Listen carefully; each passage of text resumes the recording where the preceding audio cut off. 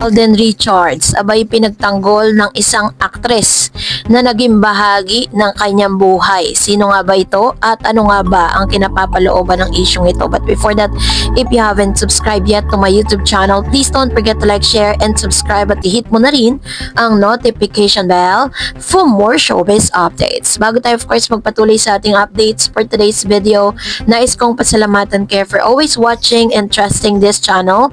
Thank you so much sa inyong palagi ang panonood at palagi ang pagsubaybay sa mga updates po natin.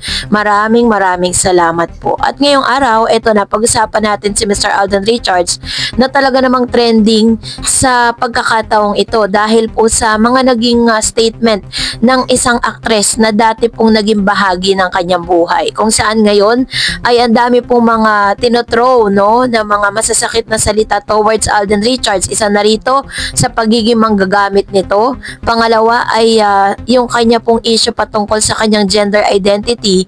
At ang pangatlo is napakarami pong pinupukol sa kanya. Noong August 19, 2025, host na si Maine Mendoza or kilala bilang Yaya Dab ng Itbulaga ay nanawagan sa publiko at mga fans na wag silang mag-focus sa puot o negatibong reaksyon laban sa dati niyang on-screen partner na si Alden Richards. Sa episode ng kanyang podcast na tinatawag na Tamang Panahon, inamin ni Maine na may naramdamang pagtingin siya kay Alden Richards. So, ito po yung kanyang post. Sabi niya, okay, so about the last podcast episode, una sa lahat, I didn't think that part about my story with Alden would spark controversy, let alone be a big deal. Considering that everyone had already moved on from Calisere and Alda from the start, I hope the clashes between fans on both sides would hint. At least even though the hate train aimed it at me non-stop, then apparently will remain so. The point of our podcast is to look back on Calisere and to discuss and share behind the scenes stories, the untold one, and that can include personal experiences, narrative, and sentiments.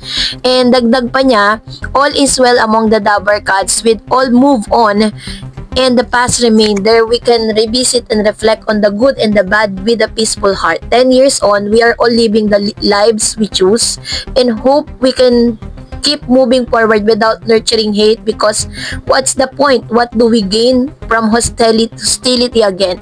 In the grand scheme of things, what truly needs proving? Life is short. When our time comes and memories flash before our eyes, don't let your be filled the moments you spread negativity online. Don't let it be your only contribution in this life. Ang dami pang pwedeng gawin sa buhay bukod sa pagiging tambay sa internet at pagiging hater. There's another world of better things to do. Live a better place, sabi niyang ganon. So, dahil dito is talaga namang hinangaan itong si Miss Maine Mendoza sa pagtatanggol niya dito kay Mr. Alden Richards, kasi talagang siya po yung naging tampulan ng mga bashers po sa social media matapos nga na maglabas si Miss Maine Mendoza ng kanya pong statement patungkol sa kanilang naudlot na romance ni Miss Maine.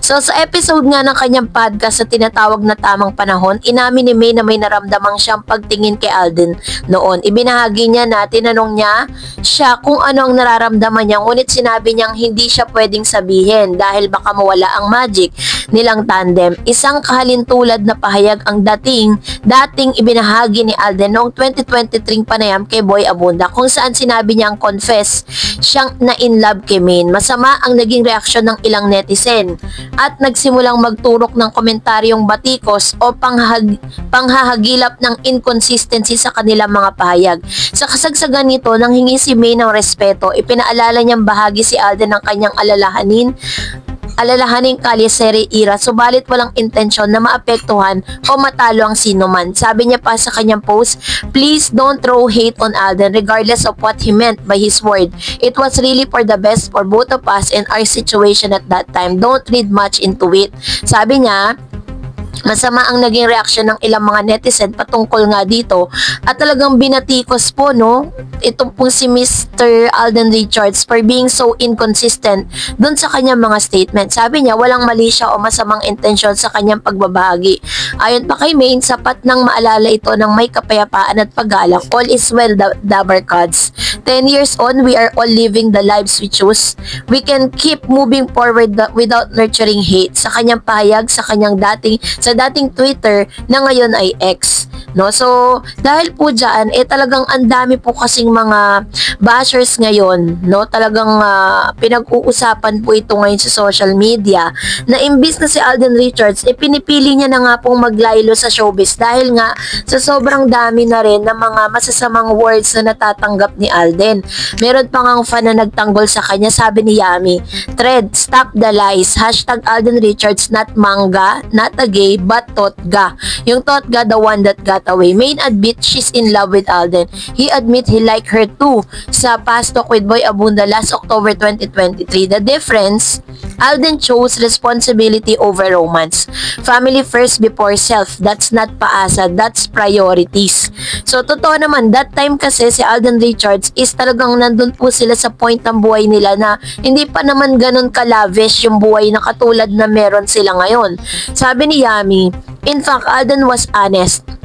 Since day one, he liked her but he wouldn't gamble his family future for a love team romance. That's maturity, not manipulation. And sabi niya pa, Aldab's success all benefited from it. Maine's career skyrocket, Alden soar higher. It Bulaga tribe. It was a blessing, shared win. So, ganito niya, maganda po yung mga point of view niya with regards to this. Sabi pa ni Yamin, now, bashers and shit cakes dragging Katrins into the narrative, claiming Alden's leads woman on let gets this straight. Alden admire Kat openly, flowers, family visit and presence, that genuine effort the public called it courtship. And Katrin even enjoy Alden's public admiration while keeping her real romance hidden, Mayor Alcala. That's not paasa on Alden's part. That's unknowingly being manipulated as a cover. Grabe, no? Talagang binanggit pa dito si Miss Katrin Bernardo kasi nag-effort naman talaga si Alden Richards for Miss Katrin. Pero, meron po mga lumabas na balita na nanliligaw nga si Mr. Alden Richards. But we do not know that on that story is na-inject itong si Mayor Alcala. No, na meron di umano, no, hindi pa naman confirm kaya di umano pa na meron na ngang namumuong romance between them. And the guy's lure, the cheapest and the laziest shot from entitled fans. Every time Alden's didn't end up with women, he's being linked to bashers. We weaponize it.